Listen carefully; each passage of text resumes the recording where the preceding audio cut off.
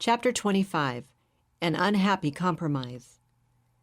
Ironically, after more than 6 hours of sweating out negotiations conducted with numerous governments through Bourbonnais' top political contacts, tiny Israel was the only nation that was willing to admit Ari for immigration.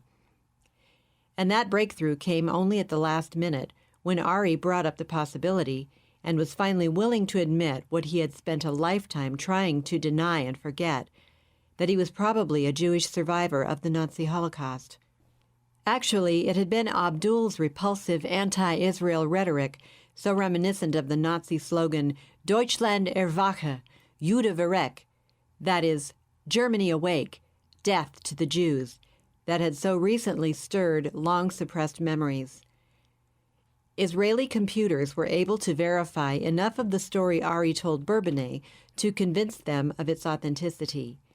Yes, there had been one young Jewish couple of record, a Jacob and Elizabeth Thalberg, beloved school teachers, living in the small village in East Germany where Ari had been born and raised by his foster parents. And yes, it was known that the Thalbergs had been taken from the village sometime early in 1944 and had perished at Auschwitz just before its liberation by the Russians in January 1945. There was no record of any children born to the young couple, but now there seemed little doubt that Ari had been their only child. And so the good news came at last when Bourbonnais finally hung up the phone and announced, "Papers are being drawn up in the name of Ari Thalberg to allow you to emigrate to Israel. As a Holocaust survivor, they could not turn you down. Until then, you'll be kept in protective custody." Bourbonnais pushed a button on his desk. The door swung open, and 4 plainclothes officers entered. Pulling snub-nosed revolvers from shoulder holsters, they advanced warily toward Ari. "Put those guns away," snapped Bourbonnais nervously. "He'll go with you. Anybody who lays a finger on him is finished." "What is this?" protested Ari. "You'll be treated like a king," came the smooth answer, "a guest of the French government until you're safely aboard El Al and on your way to Israel. You know we can't have you floating around out there." "When do I get my personal belongings? From my office at the university and from my apartment?" "Everything will be packed and shipped to Israel at our expense. You don't have to lift a finger." "You'd better let me make some phone calls. Right now," demanded Ari. "That won't be necessary." "My students, my contract, the university, I can't just vanish. Someone's going to have to make an explanation." "Roger has all that under control," countered Bourbonnais. "Right?" Roger nodded. "I've already scheduled a press conference. Everyone will be notified." Nicole was nursing her 2-week-old baby and watching the late evening news when, to her surprise, she saw Ari being interviewed by the Israeli Consul General. The brief discussion revealed the recent discovery that Dr. Hans Müller, a popular professor of political science at the Sorbonne and head of that department for the past 5 years, was in fact Dr. Ari Thalberg, a Jewish survivor of the Nazi Holocaust. The discovery had been made quite by accident only that afternoon. As a result, Dr. Thalberg had been invited by the Israeli government to immigrate to that country, was leaving his post at the university, and would be flying to Israel within a few days. The news that Ari was Jewish detonated in Nicole's consciousness like a bomb blast. Was that why he had such an aversion to Jesus Christ? How little she really knew about this enigmatic man. She called later that evening to wish him well in his new identity and country, only to discover that the phone in his apartment had been disconnected. The next day, she called his secretary at the Sorbonne. "Michelle, this is Nicole. I'm trying to get in touch with Dr. Müller. I called his apartment last night, but the phone was disconnected." "We've been trying to reach him, too. He hasn't been in touch with us at all. The only thing we've heard was the announcement on the news last night.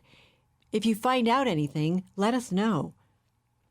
Worried now, Nicole phoned the Israeli embassy. It was another stonewall job. Not one of the various persons to whom she was referred would admit to the slightest knowledge of either a Hans Müller or an Ari Thalberg. At last she reached someone who admitted to knowing something, but was not giving out any information. "I'm sorry, but Dr. Thalberg is in seclusion. It was a shock to discover his Jewish roots and the name and fate of his parents, and he has requested not to be disturbed." But I was his closest friend, protested Nicole. If that is the case, I'm sure he'll be in touch with you when he's ready. Well, when is he leaving? I could at least see him off at the airport. We don't have that information, and if we did, we couldn't give it out. Good day, mademoiselle. Nicole was now convinced that something had gone horribly wrong. She sat by the phone, pondering what to do. Then she remembered the emergency number Ari had given her months ago, found it in her purse, and dialed. Mr. Dunn is in conference with clients all day, his secretary announced. Could someone else help you? Tell Mr. Dunn, said Nicole in a conspiratorial voice, that I have some information about Ari Thalberg that would be of great interest to him, and I must talk to him immediately. Roger was on the phone almost immediately. You have some information? To whom am I speaking? And how did you get my name and number?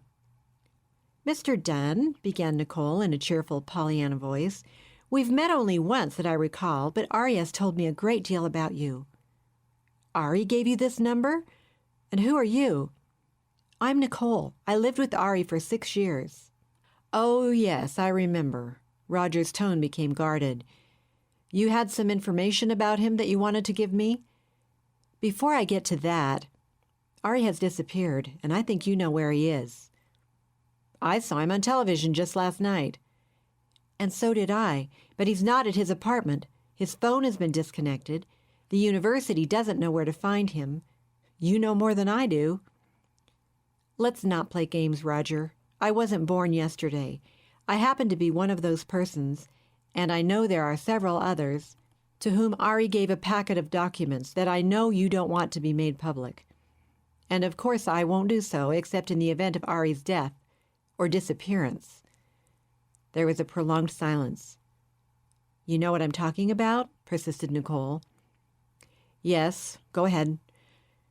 I wouldn't be so stupid as to tell you this without having made careful provision for those papers to be kept in a safe place and to be published in spite of my death or disappearance, if and when the conditions Ari set forth are met. What do you want from me? I want to see Ari. That's impossible.